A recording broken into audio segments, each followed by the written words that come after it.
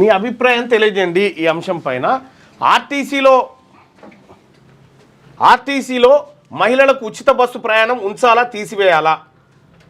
ఉంచాలి అనుకునే వాళ్ళు ఇక్కడ, తీసివేయాలనుకునే వాళ్ళు ఇక్కడ. మీ అభిప్రాయాన్ని ఒకసారి తెలియజేయండి. ఎందుకంటే ఆర్టీసీలో మహిళలకు ఉచిత బస్సు ప్రయాణం ఉంచాలి అంటే చాలామంది ఏదో మాకు వద్దయాగిది ఎవడు అడుగుతున్నారు, కానీ కొంతమంది మాత్రం అది ఉండాలి అని చెప్తా ఉన్నారు. అయితే ఈ కామెంట్ చేసే వాళ్ళంతా మొగోళ్ళు చేస్తూ ఉన్నారు కాబట్టి మీ మాటలు నమ్మశక్యంగా లేవు దొరా, మిమ్మల్ని నమ్మం దొరా. అందులో మహిళలు కామెంట్ చేస్తే కొద్దిగా వాల్యూ ఎక్కువ ఉంటుంది. అవును, ఎందుకంటే వాళ్ళ విషయం కాబట్టి. అది అంటే ఇవాళ రేపు బస్ ఛార్జ్ బేర్ చేయనంత పరిస్థితిలో ప్రజలు ఉన్నారని నేనైతే అనుకుంటున్నాను. కొంతమంది ఏమంటున్నారంటే ఒకవేళ హాఫ్ టికెట్ పెడితే, అంటే ఇప్పుడు ఫ్రీ టికెట్ కాబట్టి దాని మీద ఎక్కువ కూర్చుంటున్నారు అంటే అట్లా అంటున్నారు. అయితే హాఫ్ టికెట్ పెట్టినాం అనుకో, అవసరం ఉంటే మాత్రమే హాఫ్ టికెట్ అయినా పైసలు ఇవ్వాలి కదా. కాబట్టి అది మంచి ప్రతిపాదన. అసలు మహిళలకు కాదు, స్కూల్ విద్యార్థులకు ఫ్రీ ఉండాలి. స్కూల్ విద్యార్థులకు ఫ్రీగా ఉండేది. రైతులు ఎంత ఉన్నప్పటికి కూడా అది ఉంటే బెటర్. దాదాపు ఆర్టీసీలో మహిళలకు ఉచిత బస్సు ప్రయాణం ఉంచాలా తీసివేయాలంటే దాదాపు ఒక 1100 మంది దీనిపైన ఓటింగ్లో పాల్గొన్నారు. వాళ్ళ అభిప్రాయాన్ని ఒకసారి ఎట్లా ఉందనేది చూద్దాం. ఉంచాలి అని 25% మంది అంటే, తీసివేయాలని చెప్పి 75% మంది అంటా ఉన్నారు. ఐఎమ్ స్రవంతి ఉంచాలి అని చెప్తా ఉన్నారు. మహిళలకు చూడు, మహిళలు అయితే ఉండాలని చెప్తున్నారు. హాఫ్ టికెట్ పెట్టాలని కొంతమంది అంటుతూ ఉన్నారు. కొంచెం మహిళలు తక్కువ ఉంటారు కాబట్టి రేషన్ కార్డులు కలిగిన వారికి వర్తింపజేయాలని చెప్పి చెప్తా ఉన్నారు. మగోళ్ళకు సీట్ దొరకలేదు, మా బాధ ఎవరికి చెప్పుకోవాలని చెప్పి నరహరి అంటా ఉన్నాడు. నరహరి బాధ ఉచిత నాయకుడు మల్లన్న చేయబట్టే ఈ మంత్రి పదవి, లేకపోతే అంటే అన్ని రెడ్లు తీసుకునేవారు. ఫస్ట్ టైము ఒక రెడ్డి గారు నాకు ఫోన్ చేసిండు, మల్లన్న ఫస్ట్ టైం ఒక మంత్రివర్గంలో రెడ్డిని భర్తీ చేయకుండా విస్తరణ జరుగుతుంది, ఫస్ట్ టైం ఇప్పుడే. ఇది నీ దెబ్బనే, నీ దెబ్బకే ఇప్పుడు అది ముట్టుకోవాలంటే కూడా భయపడుతూ ఉన్నారని.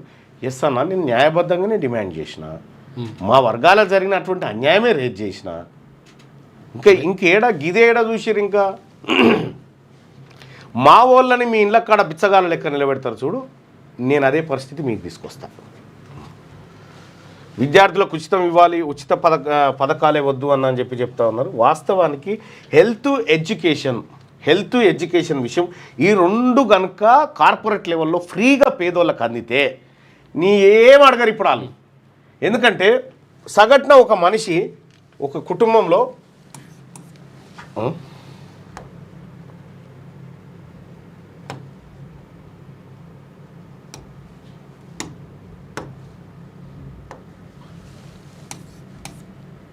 కొంచెం పెద్దది పెట్టాలి.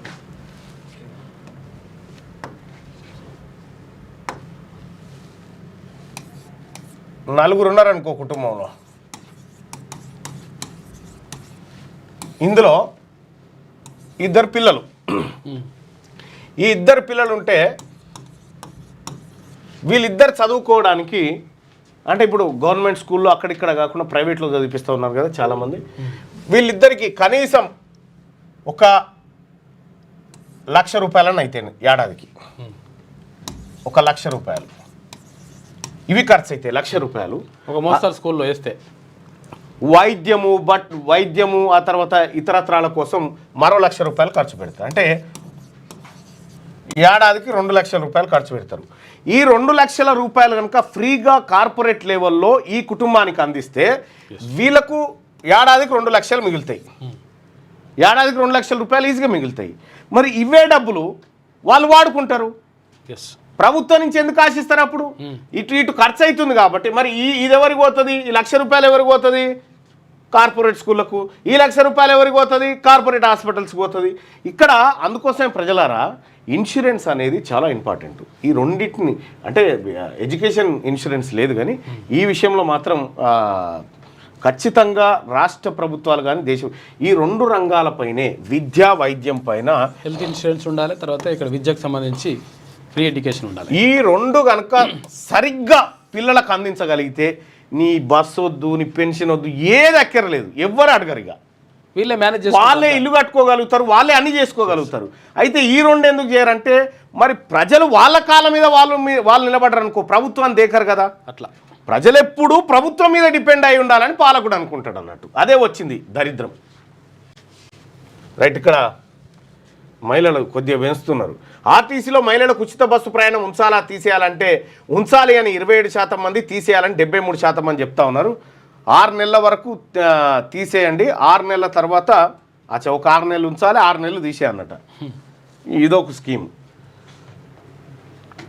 ఇక బస్ పాస్ ఛార్జీలను సోమవారం నుంచి పెంచినట్లు ఆర్టీసీ ఒక ప్రకటనలో తెలిపింది. విద్యార్థుల బస్ పాస్ ఛార్జీలను గత 3 ఏళ్లుగా పెంచలేదని, పెరిగిన ఖర్చుల కారణంగా ఇప్పుడు అన్ని రకాల పాస్లను ఛార్జీలను పెంచుతున్నట్టు ప్రకటించింది. హైదరాబాద్ సబర్బన్ ప్రాంతాల్లో సిటీ బస్సులో రద్దీ ఎక్కువగా ఉంటుందట.